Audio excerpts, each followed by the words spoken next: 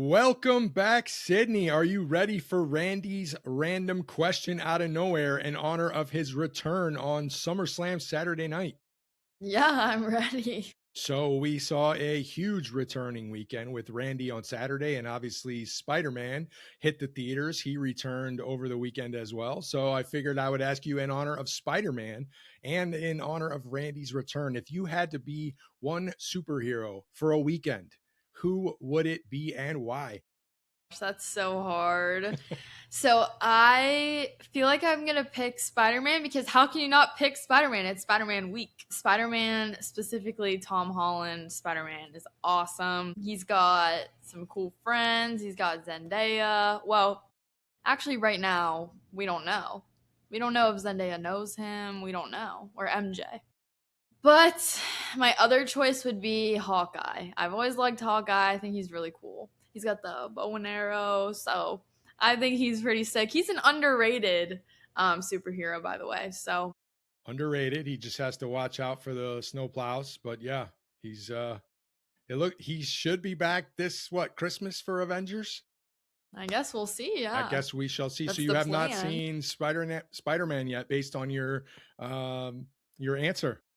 No, I haven't seen it yet. I've heard rumblings from my friends that are going to see it or have seen it this week. So I'm waiting. I'm hoping that nobody spoils anything, but we'll see. Well, I'll have to give you my turnbuckle review with no spoilers here as soon as we dive into this show. Are you ready? I'm ready. Let's hit it. Let's go! Let's go! Here we go now. All right, what is up, folks? We are back with another episode of the 3 T's. That's right, tables, tailgates, and top loaders.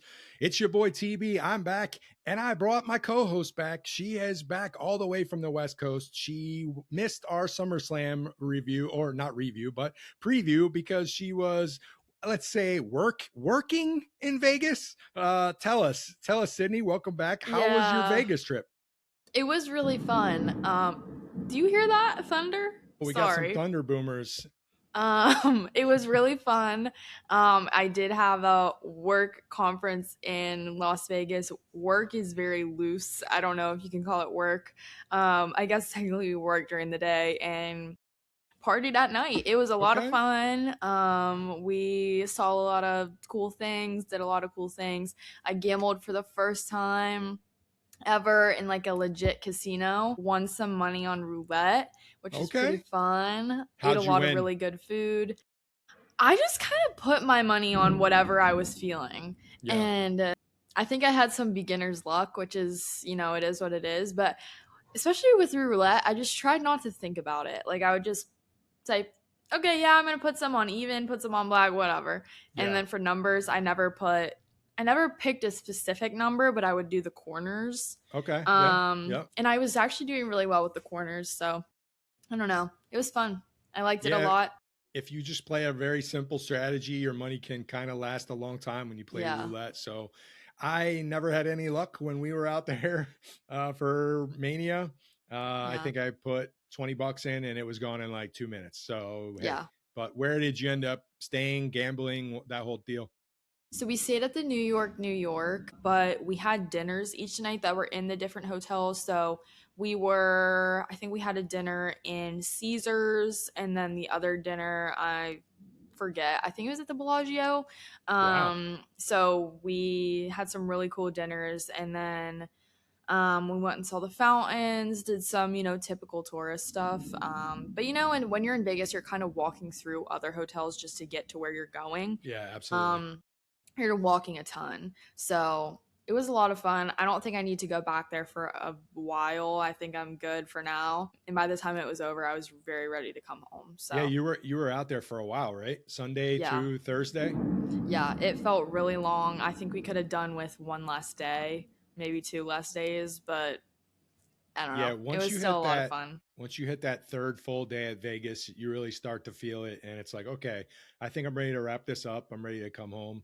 That Vegas trip was pretty long. Yeah. So yeah, four plus days can be a very, very long time out there. So what was your favorite Yeah. thing and what was your least favorite thing? So we found this bar one of the first nights that we were there. It's actually in our hotel. It's a dueling piano bar, and it was so much fun. I mean, they're playing, it's two pianos right next to each other, and Yeah. they're just playing any song that anybody like suggests. So of course, me and my coworker, he's a Michigan fan and I'm a Bills fan, so we paid $20 for them to play Mr. Brightside, and it was awesome. They played a lot of really cool songs, and it was just so fun. Just a place that you can dance and sing around, and it was just so much fun. Yeah, those are cool. But then the last day, the last full day we were there, we had a pool party on top of the Vanderpump Hotel, and that was pretty awesome too. So you get the Wow. views, and it was really fun. So Look at you boozing it up out in Vegas. wow, not on my dime. No, that's awesome. What's your least favorite thing? Man, The Hangover. Okay. All right. Well, we're not here to talk about The Hangover. We're The here to work talk about part. The work Spider-Man. No, just kidding. So, do you plan on seeing Spider-Man anytime soon? I would like to go this week. I don't know if we're going to be able to do it, but I would like to see it pretty soon. Yeah, we saw it on Friday. Very good movie. Lots of fun. Theater was absolutely packed. No, I don't think there was an empty seat in the house, and everyone gave it a rousing, thunderous applause at the end. So we'll leave it at that. It was very good. I love Tom Holland. I think he's just really fun. It was a fun movie. It's long, so you better be awake because it's like 2.5 hours. But Yeah, I heard that. you kind of expect that out of Marvel movies now. But yeah, I would give it 3.5 out of 4 turnbuckles for my Spidey review. That's pretty good. Yeah. So are you ready to dive into some Bills talk now that you are back on the East Coast with the rest of us peasants? Yes. I need to adjust to the time change. That was honestly, I would say that's the worst part. But yeah, the flight back is always the absolute pits, if you will. Yeah. So Bills fans, Bills Mafia, you are on the clock. How the heck are we feeling? I'm going to hit you with probably the most important question since you have been gone. We got to talk Nickel City Unis. They were released just about a week ago, maybe a little over a week ago. Yeah. What are your thoughts? Because this is one other controversy that is dividing Bills Mafia. I think I'm going to be an unpopular opinion here, and I'm going to say that I like them. Like, I don't know what this hatred is like. I have seen far uglier jerseys, like I believe it was the throwback jerseys that the Steelers did last year, or one of the ugliest jerseys I've ever seen. These came nothing close. I thought that they were good.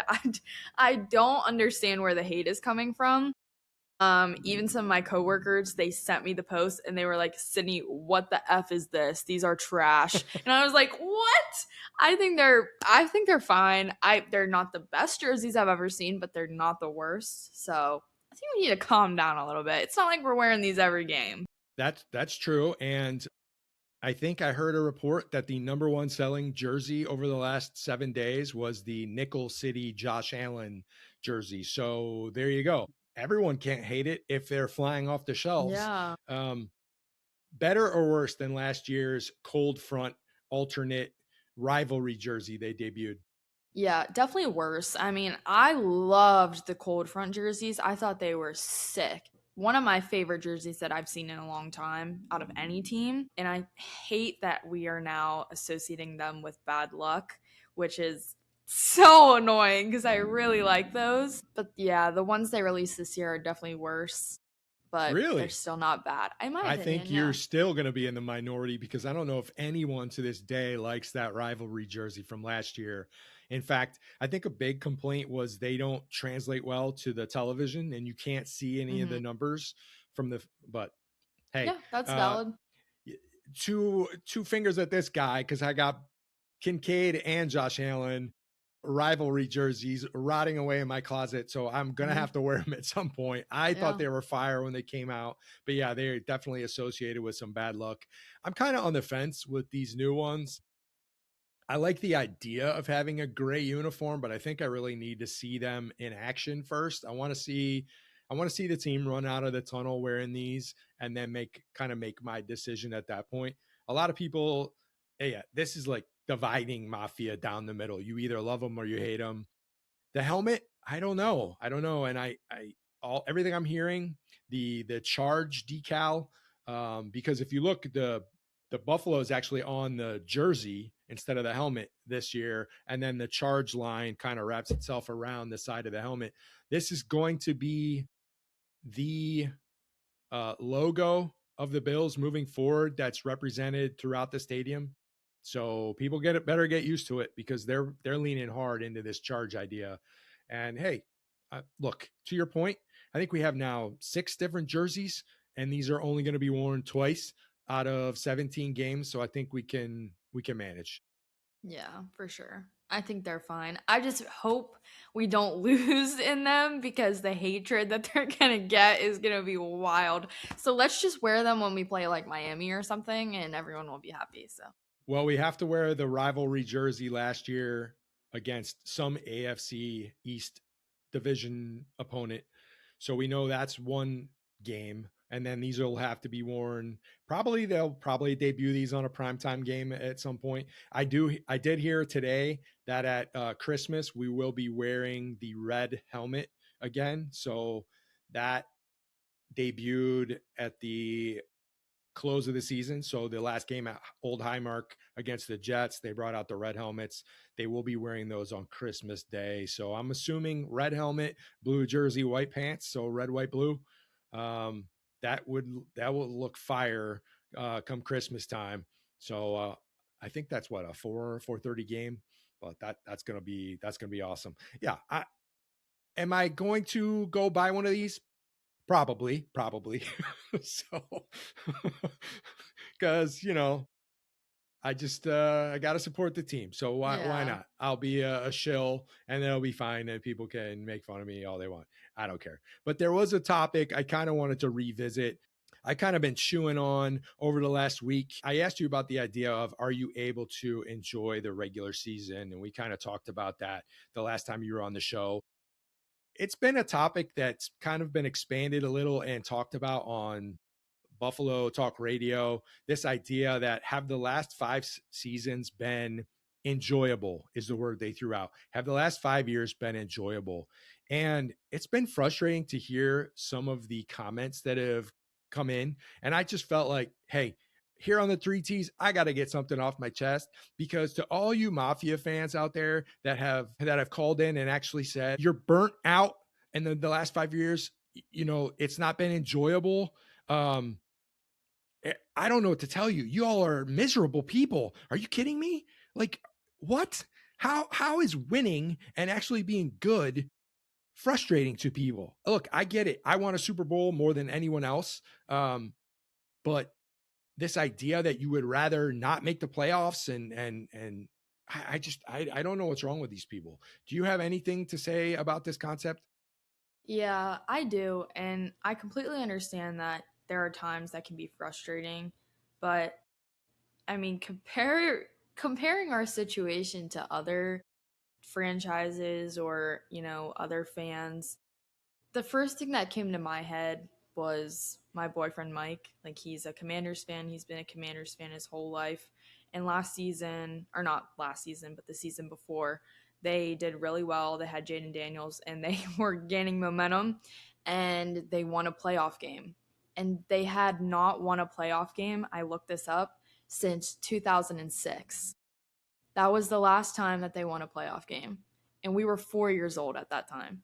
And just the Right. joy that he had seeing his team win a playoff game, that was like they had won a Super Bowl.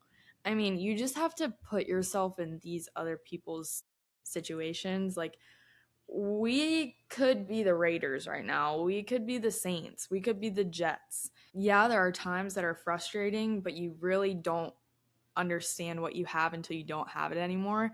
We have the best quarterback in the entire NFL. We have a great team. So, yes, while there are times that these losses can be very frustrating or we feel like we're burnt out, that's just ridiculous. I mean, we have all the tools right now, and we can easily put it together. I think you don't want to be in these other situations, so just be grateful for what you have. I mean, I'm just of the opinion that how quickly we forget. It was a 17-year playoff drought.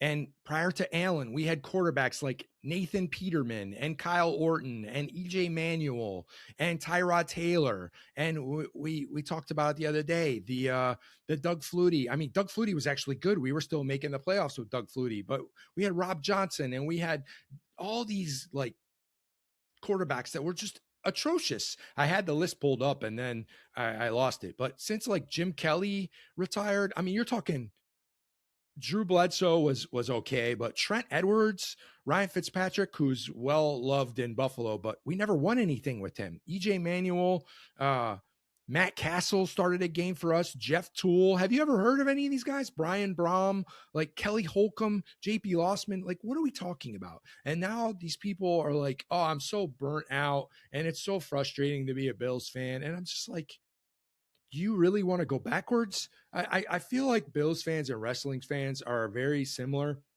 It's like you're not happy unless you're miserable. You're not happy unless you're complaining about something. And it's the same way with wrestling. When you watch a show on Monday or Friday or a pay-per-view just finishes and you just want to complain about the outcome of every single match. And look, I get it. I want to win the Super Bowl more than anybody, but you can't lose sight of where we were. And it's so easy to instantly fall back into that. You have one thing happen, you lose your quarterback, and now you're not in the playoffs, or you never know. Some catastrophic thing could happen to anybody, and now your team is terrible again. You can't take this stuff for granted. So yeah, it's just frustrating to see these fans that are just complaining about everything. I don't know. But I look at it like sports is kind of similar to life. It's not always sunshine and rainbows. It's not always easy. You're not going to win all the time. I mean, come on. You just went to Vegas. The house always wins. You're never going to win. No matter how much you think you're on a hot streak, the odds are never going to be in your favor. You're always going to lose, like in the long run. So like, come on, let's enjoy the highs and kind of just try to ride out the lows. But we are in a freaking high. I wouldn't trade the last 5 years for anything. Would you? No, not at all. Yeah, you just have to take out of it what you want to see. I mean, if you're looking for all these losses, that's all you're going to see. But if you see all these successes that we've had, I mean, the memories that you make when you're watching the games, the good times that you have, the wins, the good feelings that you feel when you watch our wins, that's kind of what you have to take out of it, and not, the losses. I understand they stick with you, but I mean, we have it so much better than a lot of other people, so it's just good to see it that way. Do you think you could ever get burnt out on winning? No, I think that's a little ridiculous. Somebody said, I'm burnt out. Like, burnt out? You're burnt out on winning? What are we talking about? What is wrong with you people? I don't know. Don't watch. You don't have to it's watch. It's like we complain nonstop. Like the season ended and then McDermott gets fired. And so we complained about that. And then Joe Brady was hired and we complained about that. And Brandon Beane got a promotion and we complained about that. And the DJ Moore trade, and we paid too much for that. So we complained about that. And well, we signed him, but we didn't sign this other wide receiver. So we don't have enough wide receivers. And it's blah, blah, blah, blah, blah, blah, blah. And then, oh my God, the stadium stuff and the PSLs and the practice debate, which we already hit on. And then the OJ thing. And then last week with the Nickel City uniform reveal, we're complaining about that. And it's just like, oh my gosh, I can't take it. I really can't take all you freaking people. It's ridiculous. Like, I just need the season to start, because maybe then we can actually talk about the on the field product instead of all this other nonsense. And then you'll be miserable about something else because, we didn't throw it 95% of the time. I don't know. It's just frustrating. But all right, I had to get that off my chest. Training camp thoughts. Have you been paying any attention to anything that's going on? What are you hearing? What are you reading? What are you seeing? I've seen a little bit, but honestly, I feel like everything's just been so crazy that I haven't really seen too much. I've seen bits and pieces, but I don't know. There might have been some stories that I haven't seen quite yet, but I haven't been keeping up with things as much as I probably should. Did you hear the Dalton Kincaid scare? No. Well, he got hurt in practice and then he went down on the field and he kind of was writhing in pain and everyone assumed it was his knee and it was his knee and the trainers came out and well, it just it was a he got hit in the a higher region than the knee, let's Mm, say. And so he okay. was like this was another controversy. I'm like, "Oh my gosh, people, let's take it easy." But the CJ Gardner Johnson thing with the he got carted off and we thought his Achilles was ruptured. And well, thank God for Dr. Dion Dawkins because he came out and said, nah, he's going to be fine. I'm just like, oh man, I don't know. Sometimes training camp is like the best and the worst all at the same time because if somebody makes a play, it's the greatest thing ever. And also, if they make a play, they're like, yeah, but it's not going to count because it's the training camp. And then if someone drops a ball, I see you key on the very first pass of training camp. He dropped the ball and it was like the sky is falling, right? But Oh then my god. allegedly he's out there making all these sick acrobat catches now and everyone's like, yeah, but it doesn't matter because he did this last year and he's going to be a bum. And it's just like it's kind of unbearable. Hmm. I feel like maybe it's a little less coverage or maybe I'm not absorbing as much as I normally do, but I'm kind of glad that the blue and red is this Saturday and they're out of St. John Fisher and they're kind of back home in Buffalo, Orchard Park, and they're practicing there. We're going to be ramping up to games real soon, and I'm kind of glad because this stuff is it's getting crazy. But what do you think if you could put your wizard hat on? What would be the best story that you would want to hear or see coming out of training camp outside of Josh is completely healthy and our team is healthy and ready to go? What would be the best story that you Yeah. would want to see? There's three players that I want to see succeed this year. So out of those, I want to see Cole Bishop, I want to see Max Hairston, and I want to see Keon Coleman. I want to see all of those three guys. I want to see reporters just saying how amazing that they look. And I don't care if people are saying, "Oh, it doesn't matter, like this doesn't count." Whatever. I just want to see them do good. I want to see them be healthy. I want to see them making plays. I saw something today that Keon went 4 for 4 against Hairston. So that's great. I love seeing that stuff. I just want to see progression. Keon has a huge amount of ground to make up from last season. Harrison got hurt last year, so he also has a lot of ground to make up. Cole Bishop is coming off an insanely great season, so Yeah. he just needs to keep up with what he was doing last year. So those are my three that I'm keeping an eye out for. And I just want to see them do good. I don't want to hear any negative talk about them. It's just so early right now. So even if there are a few passes that are dropped, whatever, it's okay. Yeah. Like, Well, it's yeah. okay. I'm really looking forward to Cole Bishop this year. I think he can just be a beast in this new defensive scheme.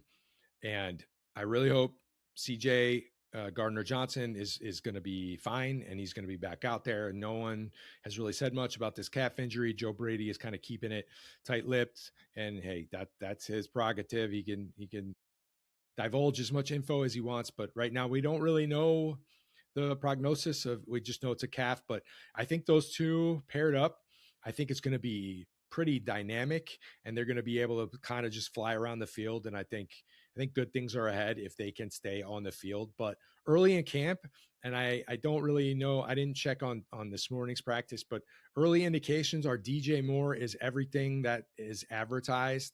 And I'm kind of so glad about this because I've heard some experts, if you will, in the industry.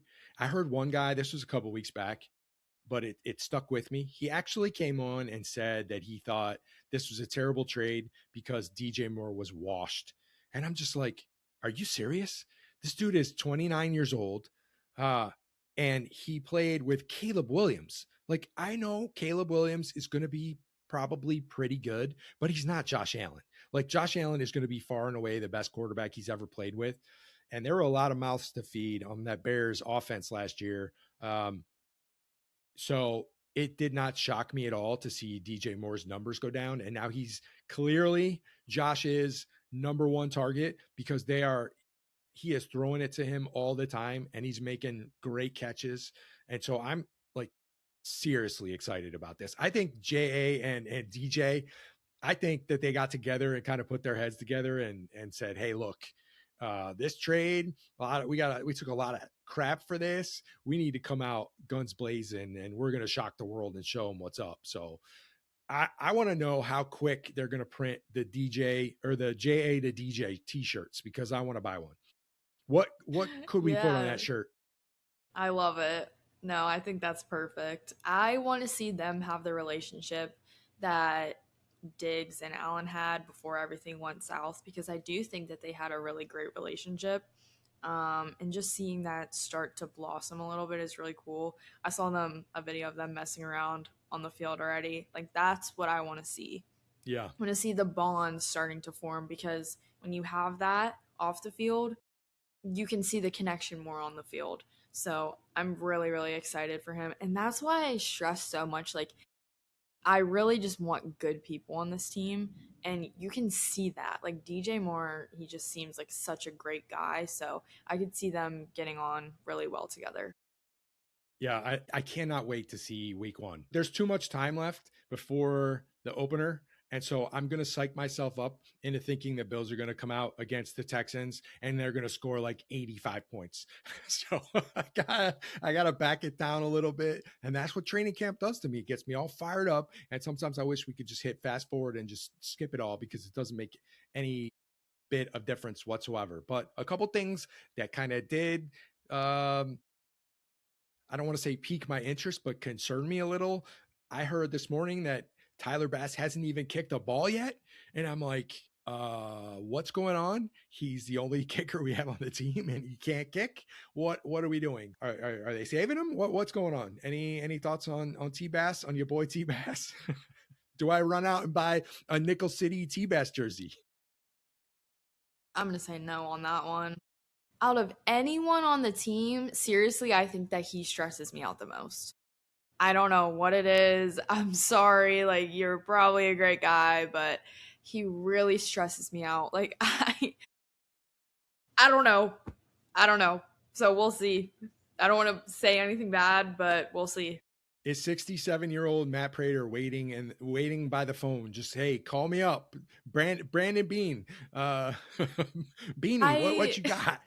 I never had a bad feeling about Matt Prater when he stepped up to the line and was about to kick. I never had that feeling. He did, for the most part, very, very well for us. Yes. Whenever T-Bass gets up there to kick, I'm like, I don't know. Yeah, you get that I get feeling. antsy. Like, I'm like, oh, yeah. Like, this could go wrong. I don't have a lot of trust in this. So I hate to be that person. To be that person, but I don't know. I hope he proves me wrong. I hope he does, but we'll see. I just want to see him on the field. He hasn't kicked in over a year. So what are we waiting for, guys? Now, I know it's been raining for most of camp and maybe they're protecting him. I don't know. But holy cow, are you not able to do anything? Oh boy. He better be bombs away on Saturday in that new stadium, the blue and red. That's all I got to say. My gosh. Have you seen any other thoughts that you want to convey? Apparently Michael Hoyt is looking amazing coming off. That's great news. Leg issue. So he's flying around the field. Yeah. I mean, look, if the Gardner Johnson thing proves to be nothing serious and we can escape training camp with little to no injury, oh man. Yeah, you're going to have me picking this team to go 17-0.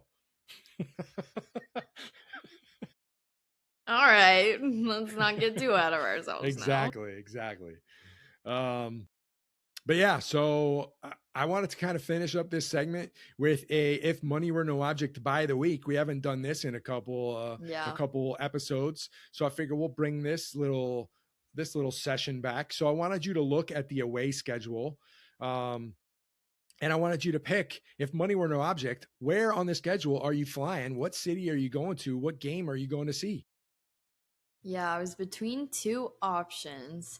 I would either go to week 1 in Houston I think that's Oh, going to be an awesome game. Maybe okay. an underrated pick, but I've always wanted to go to Houston, so maybe that's why I want to check it out a little bit as well. But Houston is coming off a really great season. They had an insane defense, so I think that's going to be a really good game. But my other pick was Week 14 Sunday night game against Green Bay. I think that is going to be Solid. awesome. Yep. And if I were to compare one fan base to the Mafia, I would say Green Bay. I think they're very similar in ways. And just to see like a snow game in Green Bay, I think that would be pretty cool. Yeah. So I don't know. No, That's my those are pick. two really good picks. I also had two picks. And maybe this is just because I watched SummerSlam that took place in Minnesota, but the Bills travel to Minnesota, which I've always wanted to go to. They play at night, November 9th in Minnesota at 8:15. It was cool. SummerSlam in the opening promo package, none other than the one I hoped the Bills would trade everything for and go get Justin Jefferson. He hyped up the show, and I thought that was pretty cool. I've always liked Double J, but yeah, I think that's going to be a really cool game. And is it, maybe I got this wrong, but the last time they played the Vikings was that debacle at home that your brother and I were at when Josh fumbled and the Oh, Vikings, that crazy game with the yeah. insane Justin Jefferson catch. I think that's the last time Yeah. they played Minnesota. So I want to get revenge in their building. But if I can't go to that one, the other one I want to go to, I want to get revenge on them Broncos because I think Knicks and company are a little overrated. They're flying a little high on the horse. So I want to go to Denver on Christmas wearing the red helmets, and I want to take back that dub from the Broncos. What do you think of that one? Yeah. Oh my gosh, that made me so mad. I cracked my phone. Yeah, that was not fun. But yeah, that being on Christmas, that's an awesome pick. Maybe get some flurries down there or over there in Denver. But I don't know about the Minnesota pick. Okay. I don't It's know. the stadium looks fire, so that's why I want to just go check it out. I think Minnesota is gonna have a really interesting season. I don't know how it's gonna go. I don't have any issues with Minnesota unless we're playing them, obviously. So I don't know. I think their season could be interesting. So maybe that would be a good game. I don't know. Could go either way. Who do you think starting quarterback for the I Minnesota was just Vikings this about to year? ask you the same thing.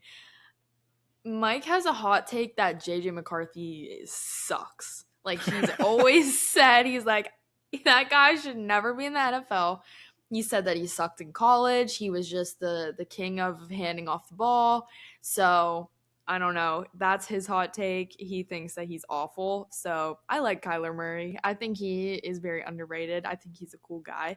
But I hope it's Kyler Murray. I don't think it's gonna be JJ. He's not great. But we'll Yeah, see. I'm not seeing too many great reports coming out of Vikings camp. And maybe this is just what they show you on socials, but Yeah. Kyler Murray couldn't hit the side of a barn with some of these passes he's throwing. So I don't I don't know. I don't know what to think of it, but hey, we shall see. But I think, do you got anything else on the Bills or should we move on? No, I think that's it for now. All right, we got plenty of time to talk preseason, and we'll have a lot more to say. Maybe we'll get Mike back on the show next week, and he could tell us what the stadium was like for the blue and red. Yeah. But let's move on. Wrestling Marks, you are on the clock. How are we feeling coming off a incredible SummerSlam weekend? It was Saturday night. It was Sunday night. It was a long weekend of wrestling, and I was there for every second of it. I'm not going to give a full breakdown of the entire thing, but I think Mike and I were texting most of the show both nights. And Saturday, I think I gave it overall a 2.5 out of 4 turnbuckles for Saturday. And then Sunday was way better. I think 3.75 turnbuckles for Sunday night's show. Leading the charge was none other than the very main event, the Roman Reigns versus Seth Rollins main event. And to be honest, look, both nights the show started at 6, which I appreciate. It's awesome to have your wrestling done by 9:30 and you can get to bed at a decent time. But Sunday, it seemed like the show was flying by and it's main event time. And I look at my watch and it's like a few minutes after 8 o'clock. And I'm like, holy cow, there's only one match left. And to their credit, they gave these guys so much time for this match between the intros. The match itself was about 33 minutes long, which was just insane. And then the post match stuff. This was probably one of my favorite matches that I've seen. I love the story these guys told with throwbacks to Dean Ambrose and the Shield, my favorite faction of all time. And at the very end of the match, after Roman defeats Seth in just a brutal, awesome storytelling, great cinematic match, they come together in the ring and they put their fists together like old school Shield.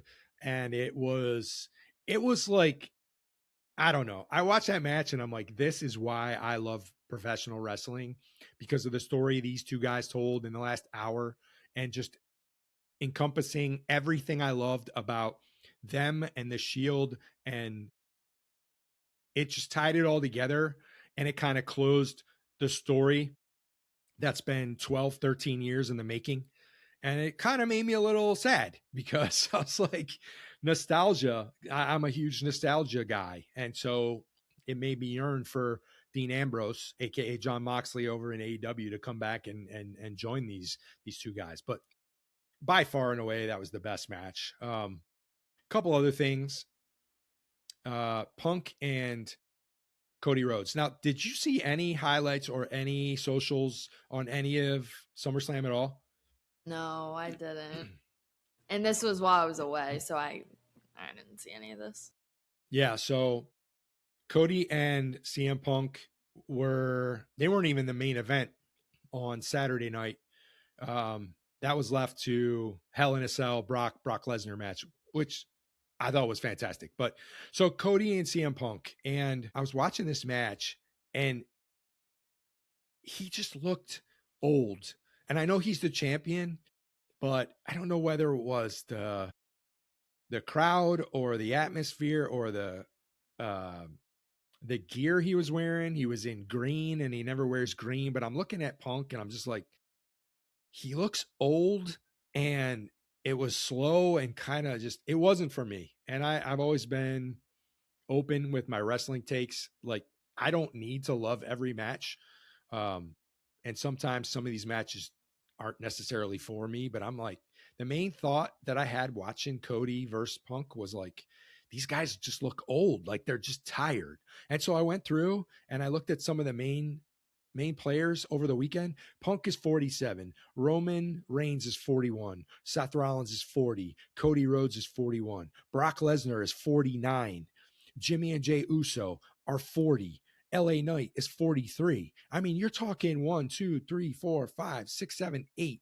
8 of your main guys are in their mid to late 40s. So the bigger question, should age be a factor in wrestling, and can nostalgia impact our thoughts and feelings about how good performers are? And I kind of look at this not just in the wrestling medium, but with everything. Like, how should I be viewing this? Give me an outsider's perspective. I'm watching these are my, I don't want to say heroes. That term is used too lightly, but these are guys I've like adored for a good part of my life. And I'm like, man, am I just getting old? What's the deal? Talk me off this ledge.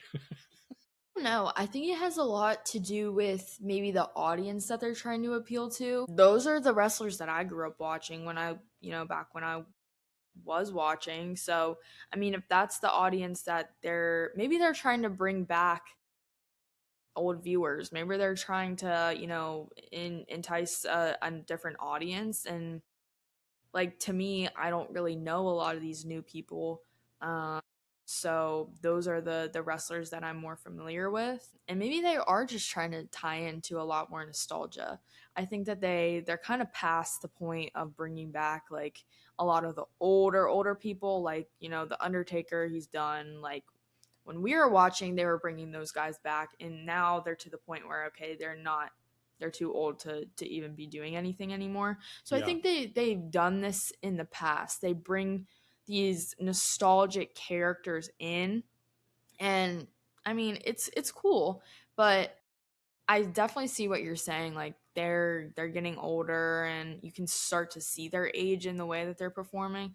I don't know. It's interesting. I guess I don't know enough about what's going on right now, but Yeah. I mean, Father Time is the ultimate bad guy, right? Like he's never gonna lose. Ultimately he's gonna win every one of these long running feuds. But it was just something that I was kind of thinking about as the week went on, and it's been a tough topic that I'm trying to wrap my head around.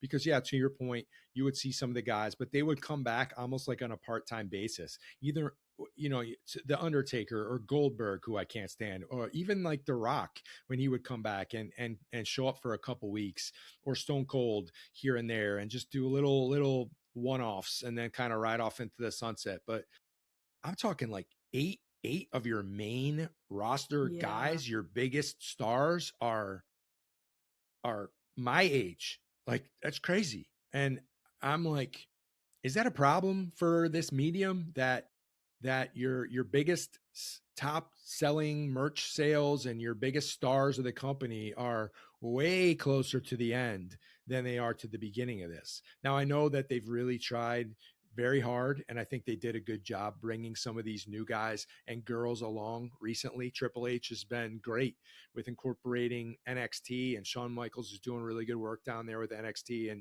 and getting these young wrestlers trained up and eventually promoting them to the big main stage and all that stuff. And like, I think the young guys will get there, but man, if you zoom out and you really look at some of these guys, they're way closer to the end. And I don't know, it makes me sad sometimes if I think about it because they've been a part of my life for so long. And I think, that's such a big part of why I started this podcast in the beginning, is how do these hobbies make us feel? And wrestling's such a big part of my life. It's like when Jim Kelly was done playing, these guys that you look up to and I don't want to say the word idolize or they're my heroes, but when you're a little kid, like that's the way it is. Like you looked up to these guys. I know, certain people that you loved and your brother loved, like Rey Mysterio and John Cena. I can't believe Rey Mysterio is still doing it at his age, but Mm-hmm. we just saw John Cena retire, and it's just sad. Obviously, nothing lasts forever, but I don't know. Maybe I was kind of just feeling very nostalgic at the end of that Rollins Reigns match, and now I'm like, I don't know how to remedy this. Yeah. Yeah, that is sad. I don't know, just because that's one of the things that was huge back when we were watching. So, I mean, we saw them countless times at different shows that we went to in person. So, I mean, it was such a crazy feeling when you did see them in person. I mean, that's how you know when they're good, is when they can make you kind of just stop and be like, wow, like not even have a reaction. Like it was just, you just kind of sit there and take it in. And those are the people that are very talented, and it goes more than just beyond like the wrestling aspect. I think just leaving you with like that feeling of like, wow, like you can feel their presence is really cool. So I mean, that could be why they're still around too. They still have that it factor that maybe people don't have yet. Yeah, and speaking of it factor, like your favorite wrestler came back Saturday in this very match. He put himself in the middle of the Punk Rhodes match, and he was sprinting through the crowd, jumped the barricade, slid in the ring, waited for Rhodes to turn around, and then hit Cody with the RKO. And it was great because the camera zoomed right in on his face, and he gave this one eye wink, and then like he was off. And it was so badass, and the place went crazy. And I'm like, missed you, Randy. It's been a long time Yeah. since, I because the mean, last time he was on TV was night one of WrestleMania, which was in at the beginning of April. So he's been off TV now for 4 months, and he's back. But it's like instantly the it factor that you just talked about.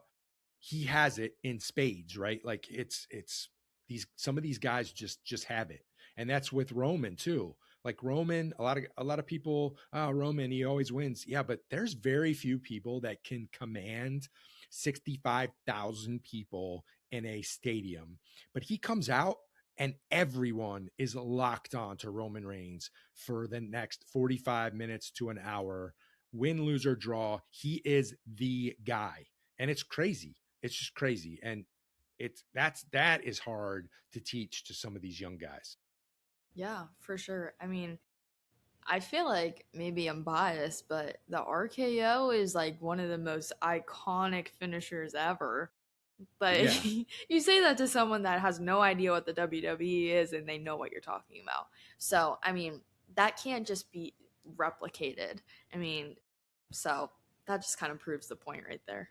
Do you remember when that social media craze, trend, whatever you want to call it, was going on when every video was like someone getting RKO'd out of Yeah, nowhere? exactly. Like it takes a special type of person to be able to create a trend, and not everyone has that. So, I Yeah. mean, You just yeah. hope that the youngsters, the younger men and women on the roster, that they can find it and they can fine tune it, and they're given enough time with the vets, the top of the mountain. They can learn and grow from the time working matches with them, and it can translate to them being the next guy or the next girl. You just never know, because the people you think may be able to do it, it never clicks. It never all falls into place. There was a time not too long ago when people were like, Roman ain't the guy.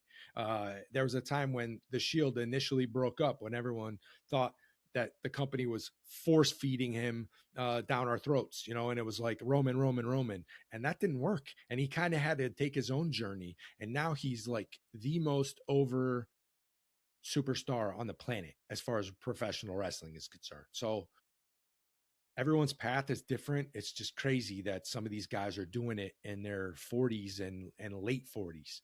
Brock Lesnar too. I said earlier, he's 49 years old, and him versus Obafemi, Hell in a Cell match.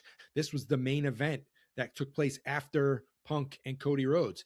And you want to talk about the next it factor? This dude Obafemi, if you haven't seen this guy, oh my gosh, he's like oozing charisma just with the way he comes out from behind he initially comes out on stage, and his strut, and everyone in the whole audience, the whole arena, the whole stadium is doing the Oba strut down to the ring. And you got to have a good theme song, you got to have a good aura, you got to have a good presence.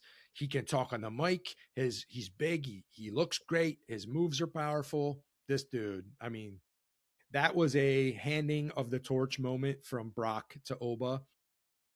To, like, I think, like I said, Brock's 49, Oba is like 24, 25. So, jeez, like, but you just hope that momentum can carry on for him, and it'll trickle off onto some of these other guys, because wrestling doesn't stop. It's not like there's no off season. So your CM Punks, your Roman Reigns, your Seth Rollins, they get hurt, your backup QBs are going in the game whether you want them to or not. Yeah, it's tough. It's a Yeah. ruthless industry. Yeah. 365. Like there's no time off. I didn't really want to do a full breakdown, but I thought it was a really good show overall. I love wrestling. It's awesome. You got to get Mike to buy in. I don't know. Especially not now when football's about to ramp up. We have no time. That's true. That's very true. All right. You got anything else on this? Nope, that's all for me. All right. Well, let's turn our attention to the cardboard enthusiast. Hobby Marks, you are on the clock. Sydney, did you see this story about the Shohei Ohtani card? No. This is insane. I gotta share this with you. This is absolute bonkers. Tell me if you see this. Yeah, I see it. This is a 1-of-1 Shohei Ohtani Both. dual gold logoman auto card that was found in Boca Raton, Florida. This was pulled out of a hobby box. So I looked up the price of a hobby box. These are retailing. A hobby box is retailing around $600 to $700 roughly. He bought 10 of these boxes. So he spent anywhere from like $6,000 to $8,000 on these boxes of Topps Chrome Baseball, and he hit this card. Do you have any idea what this card just sold for? Oh my god, probably like 2 million. $11 million. Jeez. 11 That's freaking insane. million dollars for this card. It's insane. It's crazy. It's called the biggest card in modern day history. So Shohei Ohtani, it's a 1 of 1. It's actually really cool the way this card is. So it has the Logoman patch. So when I say Logoman, it's this baseball guy here from the 2024 National League MVP and the 2025 National League MVP. So these patches were taken right from his jersey, and he signed it twice. He signed it in English, so his normal signature's at the top, and then he signed it down at the bottom, and I believe that's called kanji. Can you see that there? Mm-hmm. Yeah, that's really cool. 11 million bucks for that card. That's quite insane. Right? Hopefully that guy who found it, he's kept his identity private, because I wouldn't want anyone to know that I just won $11 million. So is that a smart investment that you spend between 6 and 8K hoping to hit? Now, most of us, look, if I went out and spent 8K, I wouldn't hit a damn thing. This guy finds the 1 of 1 Shohei dual Logoman, and now he's 11 millionarian. I mean, do I think it's a good investment? Maybe for him, yeah, but for any, regular Joe Schmo, probably not. So, I don't know. I mean, how much return do you really see on like a normal box of cards? Probably nothing. Oh, maybe a couple $100 if you're lucky. If you're Mhm. lucky. So Yeah. the other one, and I kind of wanted to change sports on you, because similar to that 1 of 1, have you seen this story about the Macklin Celebrini Young Guns 1 of 1 card? Have you seen this?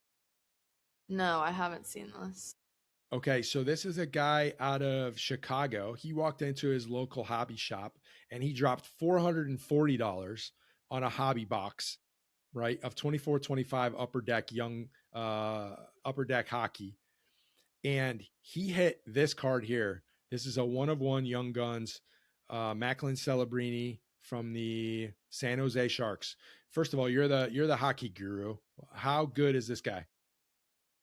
I think he's pretty good. I'm not really too familiar with this guy, but from what I know, he's pretty good.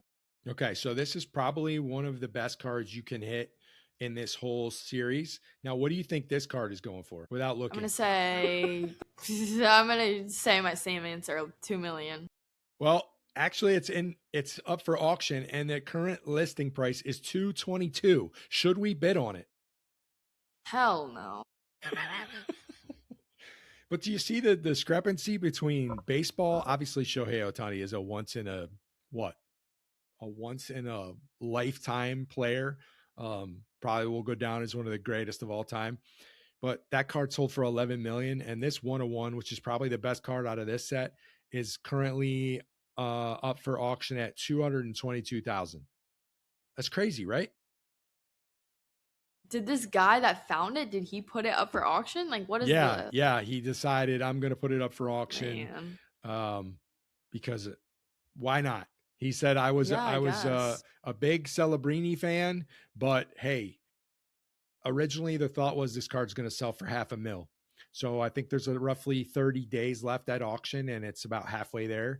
I would be pretty pissed if I only got 222,000 out of it, but hey, it's one card. Yeah, I'm selling that 99.9999% of the time. 100%. Yeah. Sell It's just crazy how the discrepancy between the sports is. Clearly Shohei is the man, and that thing's running wild. For some reason, hockey just, I don't know, it it isn't as profitable as a lot of the other sports, which I get it's not as popular. Maybe in the United States, it's more popular in Canada and some other countries, but it's really interesting.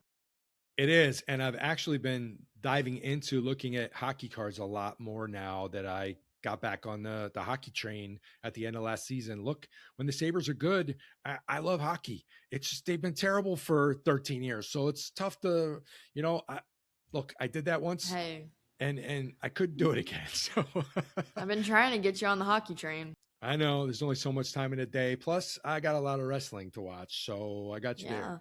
Your daughter works for a hockey team. You should be a hockey fan. But there's a new set that is about to come out.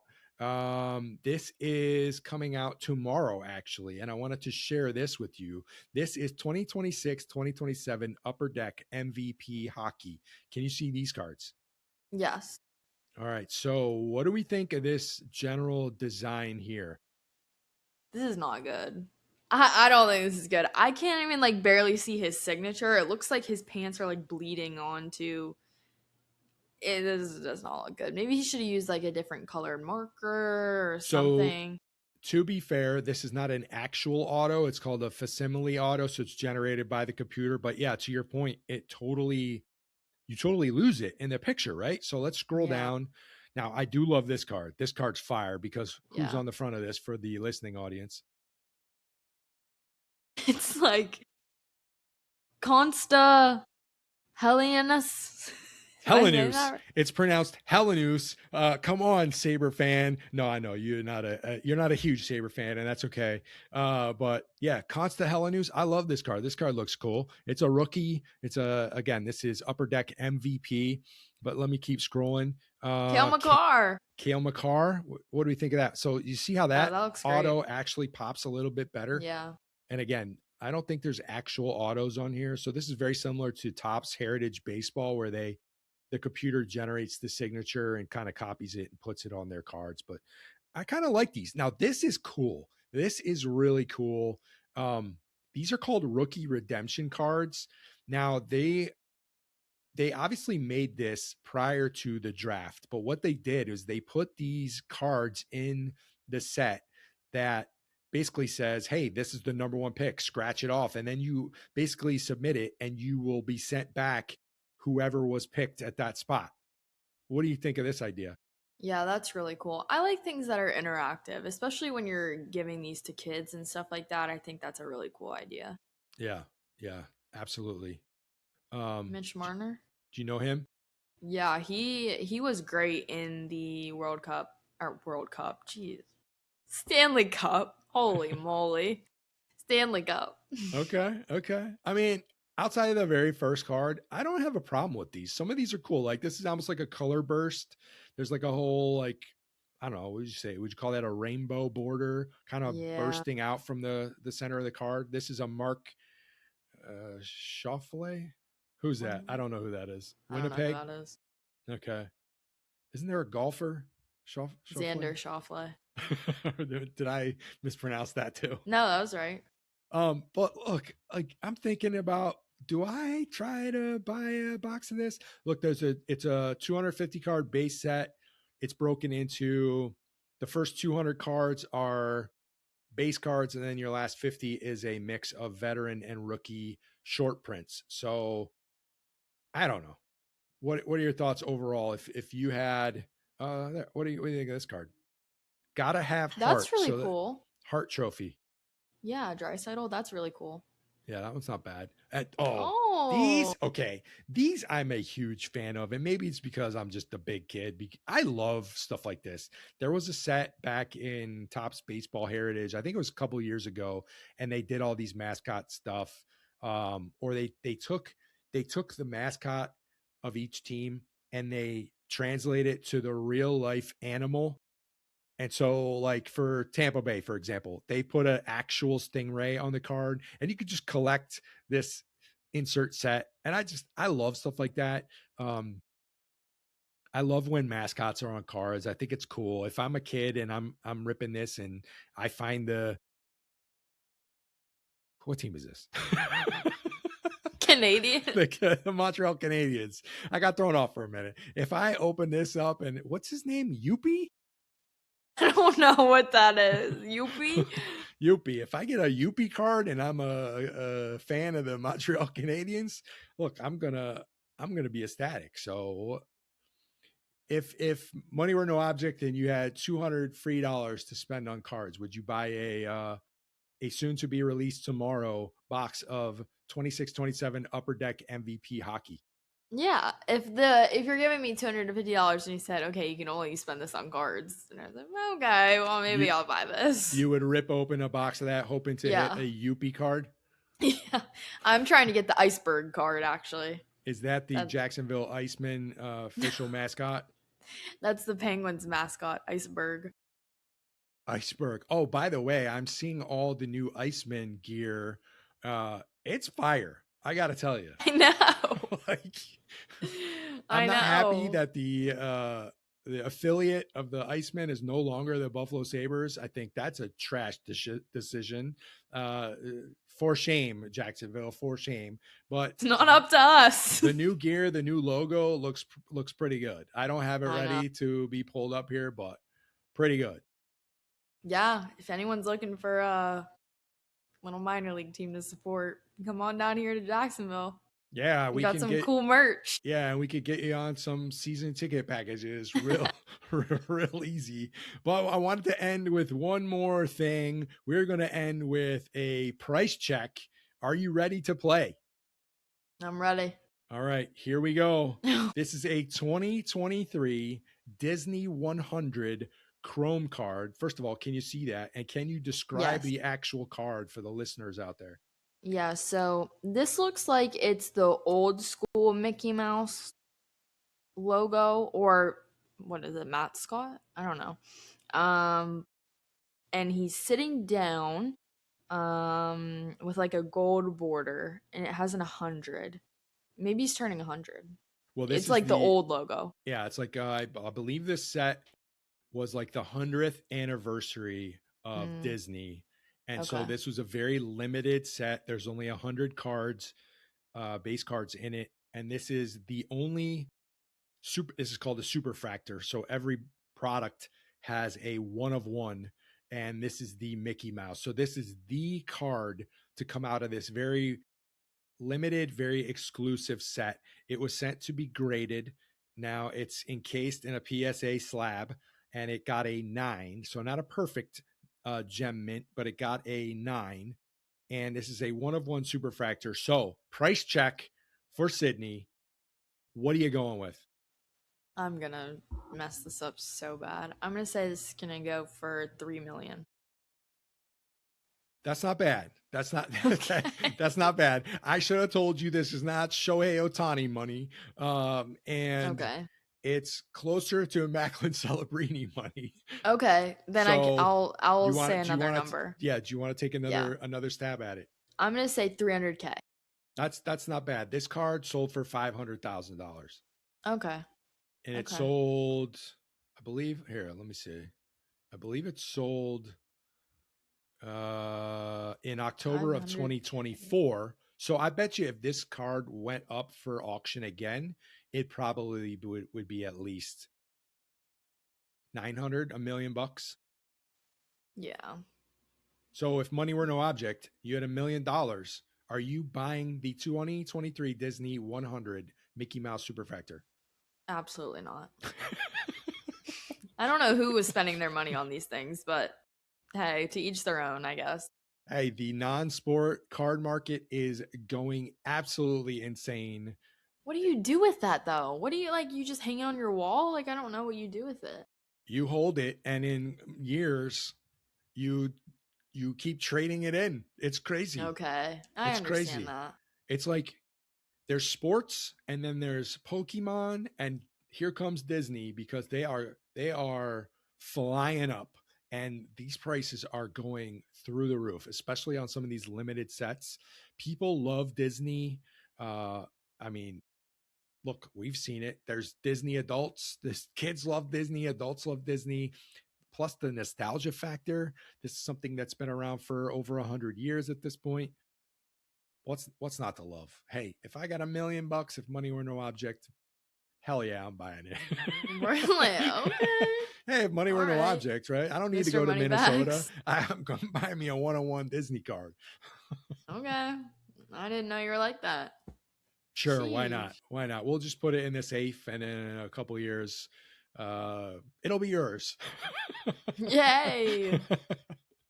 All right. Anything else you want to hit on this current episode of the 3Ts before we bid good night?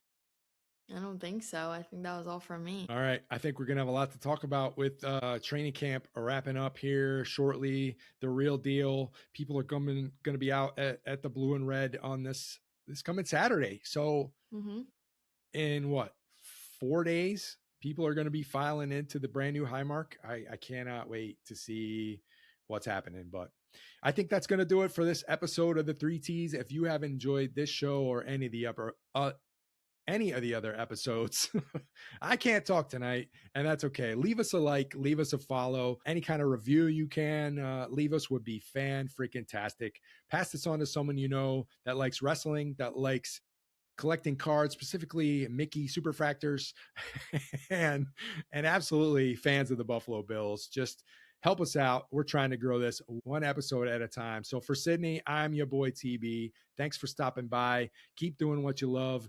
Be good, do good. God bless. And as always, go Bills. All right, we will see you later. Later.